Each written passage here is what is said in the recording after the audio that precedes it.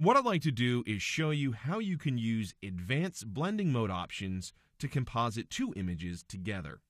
I'm working with a document called newsky.psd. Now, traditionally, if you want to add content or composite content into an original image, it can take a lot of time making precise selections and masks that we don't want to deal with right now.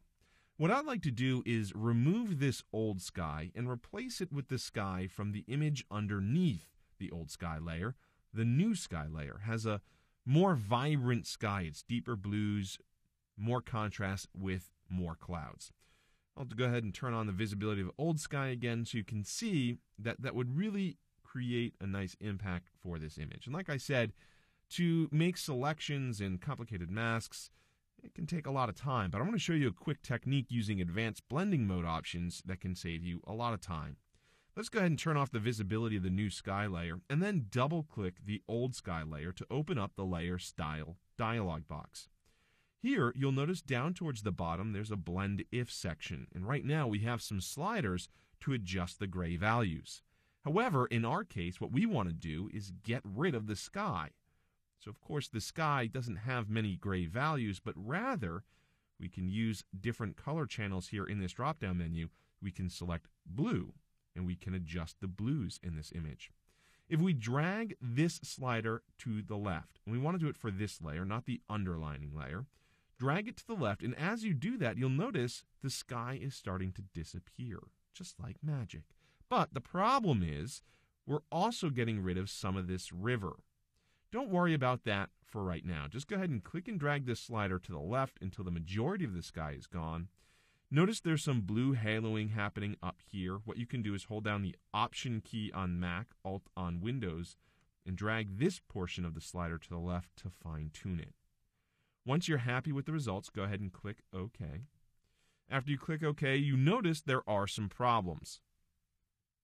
So we can't get away without using a mask, but we don't have to spend a lot of time making that mask. What I'd like you to do is duplicate this layer, Command-J or Control-J on Windows is the keyboard shortcut. And what we're going to do is we're going to add a layer mask to this layer. But before we do, I want to set the blending mode back to its original position. So go ahead and double-click the layer to open up the Layer Style dialog box. Notice the Blend If sliders. Just drag them all the way to the right, and you'll see the old sky return. That's perfect. Go ahead and click OK. Once you click OK, what you want to do is you want to add a layer mask. You can come down here and do that by clicking this button. It adds the layer mask.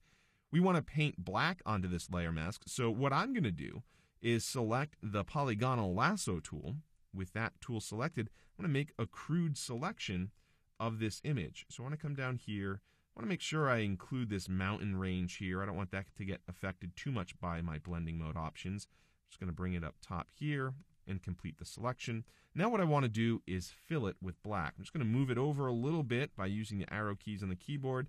To fill it with black, you'll notice it's my background color right now, so I can hold down the Command key, Control key on Windows, and press backspace or delete to fill it with black. And when you do that, you'll notice the sky disappears, but we preserve the river and the mountain. Go ahead and deselect this, Command-D or Control-D on Windows. You want to go ahead and turn on the visibility of the new sky layer, and you'll notice the ending result is pretty darn good. Without spending a lot of time making complicated masks and selections, we're able to pop in that new sky into this image. And again, if you need to fine-tune the blend, just double-click the layer to open up the Layer Style dialog box and adjust these sliders as needed. And once you're happy with the results, you can go ahead and click OK. So again, this is a quick, easy way to create a composite by using blending modes.